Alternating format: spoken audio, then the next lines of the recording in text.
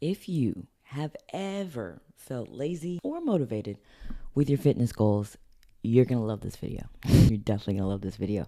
Today, we're going to be diving deep into the reasons why you may be having some low energy and lack of motivation and how to fix it. Let's get into it.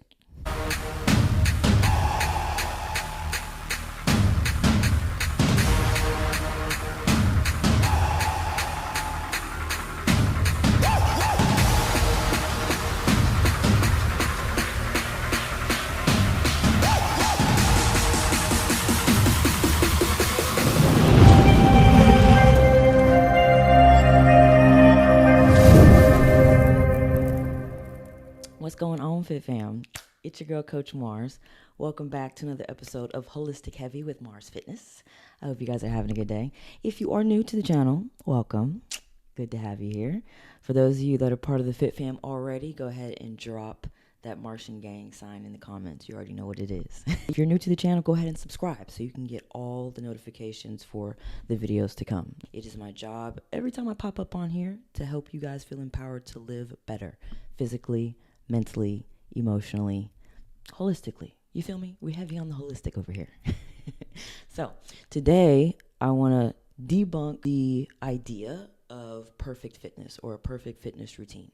It doesn't exist. Okay, so we're going to pull that out of your head, and I'm going to help you shift your mind around your fitness journey, around your fitness goals, so that you can feel more successful, you can feel more at ease, and you can feel more motivated to pursue these things. I know life be life, and sometimes I know stress can definitely get in the way sometimes, and I know our mood and our emotions can get in the way sometimes. So we're going to be talking about each of those facets of life and how you can work through those areas and how you can better manage those areas so that you can see some success this year. So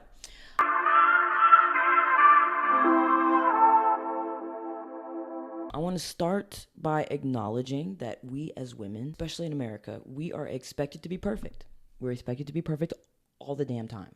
We're expected to look good. We're expected to talk nice. We're expected to smile. We're expected to do all the things, right?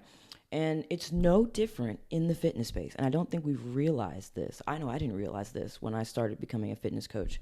It wasn't until I started looking at things from a more trauma-informed, a more holistic perspective that I realized that a lot of the things that we are expecting of ourselves as women when it comes to our health and when it comes to our wellness is about perfectionism and is about unattainable perfect goals that we're never going to reach, right? Being 8% body fat all the time and being a size 0 all the time is not feasible for most of us, right?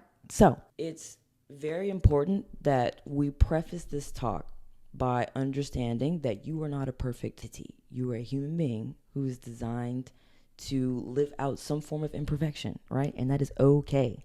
Your fitness routine is no different, okay? Your fitness journey will be flawed. There will be days where you miss a workout, or there will be days where you don't do what you had planned, right? But how we move through those moments is how we continue and how we build consistency, okay? So just know that all the practical tips that I'm going to be giving you today are not based in perfection. You do not have to be perfect with these.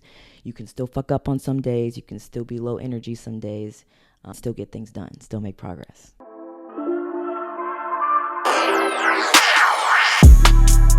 So let's talk about some of the reasons why you may be feeling like this, why you may be struggling with consistency in the first place, right? Number one is going to be one of the most important. You are not lazy. You are exhausted. There is a difference. And I think in America, we've started to merge these two words together, but they have two very different meanings in my mind. And when I'm working with my clients, I'm very particular with the language that we use when we're speaking about their body or about their routine or about their life. I don't want to say picky, but I'm very focused on what they're saying and what words they're using, because lazy has a negative connotation to it, right? If you are saying that you're lazy, you are saying something about yourself as a person, like your character, in my opinion. I feel like lazy in my mind means that you are not the kind of person who is willing to put in effort or willing to put in energy towards the things that they want or desire, right? You just expect life to just fall into your lap, right? Those are the kind of people that I would label lazy, right? You're not willing to do any sort of work. You're not willing to get uncomfortable. You're not willing to challenge yourself. You're not willing to get out of your comfort zone. Those are lazy people, right? But if you're here and you're watching this video, I'm willing to bet on some level you want this, and you've decided that you want to change your life and that you're going to change your life and that you're going to live healthier, right? So you're not lazy. Pull that belief out of your mind and throw it in the trash real quick for me. A lot of you are exhausted, especially in a society where we are overworked and underpaid, but that's a topic for another time. A lot of you guys are overworked, overstressed, underrested, a whole bunch of things. And all of that stuff, if not mitigated properly, adds up. And it starts manifesting in our day-to-day life. Mentally, we don't have the willpower to make those healthy choices.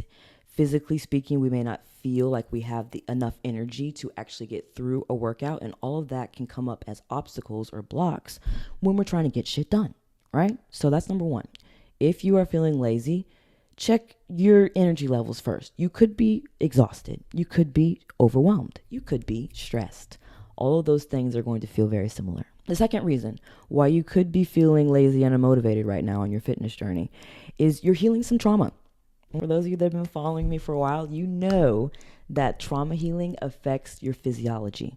The body also has to be included as part of the process when you are trauma healing. So when you are entering that process, whether you're doing therapy or whether you're doing shadow work on your own or whether you're doing your own personal development, that's going to bring things up, not just mentally and emotionally, but in your body. So as things are getting cleared, your energy levels are going to fluctuate. It's going to feel like a wild ride of a roller coaster. But if this is something that you're doing, you need to adjust your fitness routine. You need to adjust your fitness goals because there is no set time frame for how long trauma healing takes, right? There is no set blueprint for how this process is supposed to go. So there may be moments where you're a little low energy for days and weeks at a time. There may be moments where you're really high energy and manic a little bit, speaking from experience, for days and weeks at a time, right? So having the awareness of where you're at in your life, what your focus is, which is trauma healing, right? Try to understand that the rest of your life, the other aspects like your fitness routine and your eating and all of that stuff needs to complement or needs to marry that intention. Yes, your fitness journey and your diet can promote and actually help facilitate your trauma healing. If you need help with that, definitely reach out to me because your girl has got you. But that's reason number 2. Recovering from trauma is a arduous process that takes a lot of energy on multiple levels. So you could be feeling a little bit of that. Reason number 3 is going to be a lack of an improper diet. And I promise we're going to tie all of these together once we get into the practical tips. But if you are not feeding yourself properly, which a lot of you aren't, speaking from experience, I've been a coach for almost 12 years now. I've coached a lot of women. And when I'm starting out with them, one of the very first things we do is figure out what their baseline is with their calorie intake, right? How much are you eating right now? That's one of the first things we do. And whenever I'm looking at those numbers, I'm like, oh my gosh, you're not eating enough. And they're like, I'm not eating enough to lose weight. And I'm like, yes, exactly. We need to eat more food to lose body fat. And I know that sounds counterintuitive. I do have videos on this topic and I will make more. But essentially, if you're not eating the right amount of food, your body is not in an optimum state. It's actually in a state of distress because you are in such a steep calorie deficit and your metabolism doesn't have the fuel it needs to do the daily bodily functions required for you to function optimally, right? So when you are on a fitness journey and your focus is weight loss, nutrition, calorie intake, all those things are still important. Cutting out all your carbs and trying to eat as little as possible and never putting sugar in your mouth and never eating anything with bread in it, all that stuff is cutting your calorie intake down way too low. And you're feeling it right now, right? You have no motivation to do anything. Everything feels so hard to do because you don't have a lot of energy. Brain fog, you get easily irritated, you have cravings all over the place. It's a rough road. So I'm telling you, one of the reasons why you're struggling with consistency is actually how much you're eating. I'm going to break that down later on. So those are just some of very many reasons why you could be feeling a little low energy, and you could be feeling like you lack some motivation or some drive or some willpower right now to get shit done. And I hope that makes you feel validated in some way. Another thing that I prioritize as a coach is making sure that you guys and my clients feel validated in whatever space they're in. Wherever you're at is okay, right? We can make progress wherever you're at. All we need to do is decide that that's what we want to do, right? So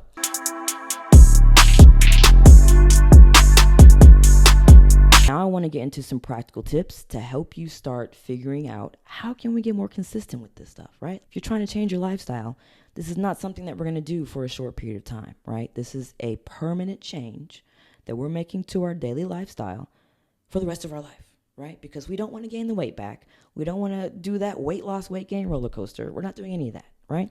We want to get into a space where we're consistent with our workouts, we're consistent with our healthy eating, and it doesn't feel hard, right? I think that would feel amazing. That is pretty much my goal whenever I'm working with somebody. I want them to feel as successful as possible with the least amount of stress and the least amount of work. Work smarter, not harder, right? So before I go into the practical tips, I want to remind you or bring to your attention that anything that is too rigid or too fragile will break. Your fitness routine is no different. And that's actually what the first tip is about. When you are too strict or too rigid with your routine and you're trying to be perfect with it all the time, like I mentioned at the beginning, it's very easy to get off track. It's very easy for your routine to break because it requires you to be perfect all the time. And like I said earlier, we're not designed to be perfect, baby. We're not designed to even do that. So stop setting yourself up for failure by creating such high expectations. Let's talk about tip number one. Tip number one is have a backup workout routine, okay? And I know that it on the surface can sound like a lot. Oh, I have to keep up with this workout routine. But I don't want you to think about it too much. And working with a coach actually makes this more easier because it's my job to keep track of all of that stuff. So all you have to do is show up, right? But when it comes to your workouts, let's say your normal routine is working out in the gym, lifting weights 4 or 5 times a week. With your backup routine, I want you to think about 3 things: your workout intensity, your workout frequency, and your workout style. Those 3 things are what you can adjust or adapt to make your routine work for you, okay? So I'm going to use one of my clients as an example. My girl Laura is working out 4 times a week at the moment, and we have a backup routine for her because she travels a lot. So as a traveling nurse, she's in different states every month. So what we do is we have a routine put in place for when she's in a different environment. So if she's in a hotel in Seattle somewhere and she doesn't have the equipment she normally has, she can do a different workout, right? All of these workouts are a different style as well. Instead of using barbells and dumbbells and all those things, and instead of doing drop sets and supersets and stuff like that, like we would do in a conventional gym, we actually do more circuit style training. So we're increasing the amount of time that she's doing each exercise, and we're using different equipment, or we may not even be using equipment at all. Some of her exercises are actually body weight, right? So this allows her to get her workout done in a hotel room or in a makeshift hotel gym that doesn't have a whole lot of stuff, right? And this keeps her on track with still getting her movement in each week without making her feel like she has to find a gym and do the workout exactly as I wrote it and do everything like she did the week before, right?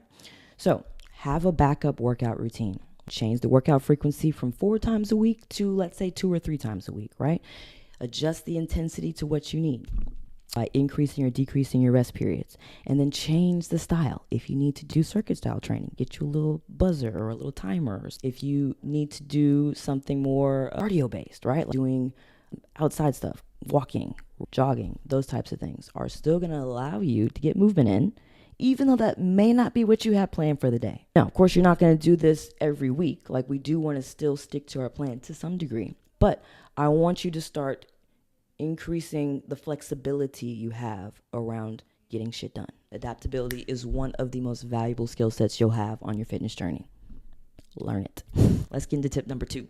Tip number 2, and this one I touched on in tip number 1, so I'm just going to build. But Be more flexible or open-minded with the how of your movement. The what isn't as important as people make it out to be. What I'm teaching my clients, especially at the beginning, because we're trying to build habits and be more consistent and do all those things. At the beginning, I make sure that they understand that movement is our ultimate goal. When we are trying to change our body composition, particularly with fat loss, right? Movement is what increases your daily calorie burn, your total daily energy expenditure for the day. That is what actually moves the needle. That number is actually what helps you lose weight and maintain that calorie deficit, right?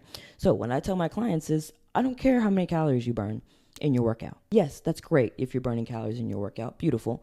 But usually we're focusing on strength training, we're focusing on cardio. We have a specific focus in the gym that supports or is aligned with the goal that you have, right? So your calorie burn in your workouts is a part of the calorie deficit that I've created, but it's not the whole thing. Some of you guys think that the only time you burn calories is in the gym, and that's not true. You burn calories while you're at the grocery store. You burn calories while you're walking your dog. You burn calories while you're playing with your kids. You burn calories while you're cooking. All that stuff matters, right? So be more cognizant of how much energy you're burning on a daily basis and be a little less focused with how many calories you're burning in your workouts. Now that I've laid that foundation, we know that movement is the most important thing. When you are adjusting your routine from week to week, focus on movement, okay? I always tell people, make sure you move every day. It doesn't matter how, just make sure you move every day. Yes, of course, it would be great if you could stick to your plan and be perfect with it 7 days a week. But if you can't, make the adjustment, right? I know you can do it. So get less concerned with the how and be more flexible with that part of your day. Tip number 3, and this is going to be nutrition focused. Be more serious, be more intentional, if you will, about your food intake. This will significantly help with your energy and significantly help it on multiple levels. Energy is not just consumed physically. We also consume energy when we're thinking, and we also consume a lot of energy when we're anxious and when we're emotionally volatile. So,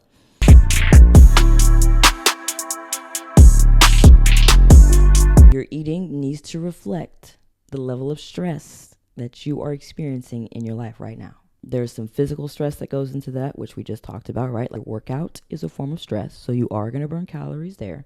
You need to eat and fuel accordingly, but you also need to be fueling yourself for the rest of your life. If you have an active kind of job, whether that's teaching or being a construction worker or working in sales out in the field or doing any of those things where you are moving a lot, you need to be eating a little bit more than most people, right? So take into consideration how much energy you're burning every day. Because if you're feeling really low right now and you're feeling really unmotivated right now, one of the things that could be wrong is that we're not feeding ourselves and fueling ourselves enough. So our body is running off of fumes. And this is why learning and educating yourself about your nutrition is important. Your body is different. Nobody else's body is like your body, right? So even though somebody may have the same weight goal as you, or they may be using the same style of training as you, your outcome is not going to be the same, and your body's needs are not going to be the same. So you need to customize your intake, and it needs to be at a level where you can still fuel yourself properly for your workout and your daily life, while also maintaining some sort of calorie deficit. I would say somewhere between 300 to 500 calories. Again, if you need some help with this, hit up your girl Coach Mars. You got your back. But that is tip number 3. Get real specific, get real intentional about what you're putting into your mouth. Tip number 4. This one is going to be important, so write this down. Plan ahead for the seasons of your life. I think a lot of us want to be happy. We want to be successful. We want our life to feel good all the time, right? But life doesn't work that way. And we know that on some level, right? We know there are going to be times where challenges come up, obstacles come up in life, things have to change, we have to make adjustments, we maybe have to move, things like that, right? So if you know that those things are a part of life, why haven't you planned for them? Plan for them, right? Write down maybe 3 to 5 challenges that could come up in your life, right? You could lose your job. You could have to move to a different state or to a different country. Maybe you lose your car. Maybe you get sick. maybe your partner gets sick, right? These are challenges that can come up in your life that could potentially require you to make adjustments to your life, right? Or to your schedule. And so if you don't think about these things ahead of time, you're just reacting to life and you're just letting it happen to you. But making this short list and then writing some bullet points underneath each of those to give you some action steps to do when these things happen is going to make you feel so fucking empowered. Oh my God. For me, I have a whole notebook of moments like this, and I pull it out whenever I need it, and it just makes me feel so prepared. I had a moment like this a couple months ago, actually, where my car broke down.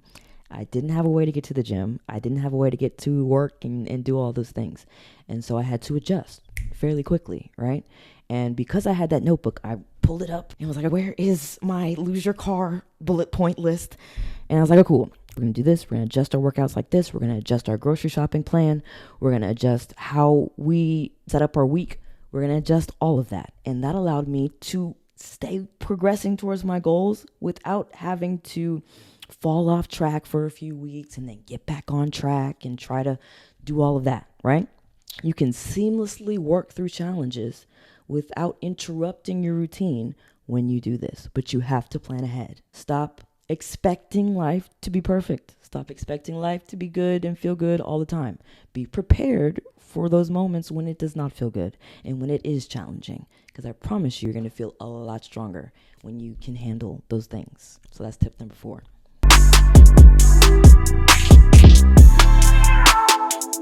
Final tip number 5. This is going to build off of tip number 4, but have a plan for each season of life. There are 4 seasons in the year, and it feels very different working out in the wintertime than it does in the spring or the summertime, right? For a lot of people, myself included, it is more challenging to work out during the wintertime because it's so freaking cold outside, and you have just external environmental barriers towards going outside and walking or jogging or going to the gym, right? It feels harder during those seasons of your life. So, like I said in tip number 4, plan ahead for those times of the year. For me personally, in the wintertime, I know I'm going to be doing a lot less walking. I know I'm going to be outside a lot less just because it's so cold, right? So I do one of 2 things. I either plan to wear hella layers that day if I want to go outside, right? So I've got long sleeve shirt and sweatshirt and the jacket and the pullover, right? I'm bundled up. And that way I feel a little bit more comfortable going outside. So I'm meeting myself where I'm at, but I'm still telling myself, this is something we need to do. We need to get this done. How can we adjust to get this done, right? The second thing I do is I stay inside some days. And when I'm staying inside, I'm still moving. Be real open-minded, people, about your movement. Like I've said before, there are some days where I literally just take laps around my house. I'll go downstairs and walk around in the kitchen in circles for a little bit and then go into the living room and then go upstairs. I'm just making little pathways throughout my house. And what I'm actually doing is I'm increasing my heart rate, first of all, because I'm going up and down the stairs, right? But I'm getting my step count up, right? And we know that increasing your total daily energy expenditure is what matters, right? So focusing on my step count that day does move me forward a little bit. It does help me show up for myself, even though it's cold outside and I don't want to go, right? So plan for those seasons of life. If you working out during the fall and the wintertime is harder for you, do something about it, right? If it's harder for you to go outside during the summertime when it's super hot, do something about it, right? Meet yourself where you're at. And that will allow you to still stay active in all those seasons without feeling super uncomfortable, without feeling like you have to be perfect and show up all the time at 100%. I hope those tips and tricks were helpful, you guys. As always, if you have more questions or if you want to dive deeper into something that I just said, let me know down there in the comments and we will chat. Also, too, I know I brought up a lot of things about eating and changing your workout routine and stuff like that. So if you ever need help with that, you are more than welcome to set up a free consultation with me. I'll leave the link down there in the description. But I just want to let you know your girl's got your back. Whether it's fitness, whether it's nutrition, whether it's mindset and mental health, I'm always going to make sure that I give you guys as much information as I can and as many practical tips as I can. All right, that's all I have for today, you guys. Let me know what you think in the comments down there. I hope you enjoyed today's talk. Again, if you are not subscribed to the channel, make sure you get subscribed. I'm going to be posting a lot of videos this year, and I want to make sure you guys are staying up to date on all the content. Again, thank you guys for joining me today. Coach Mars is out. I will see you next time.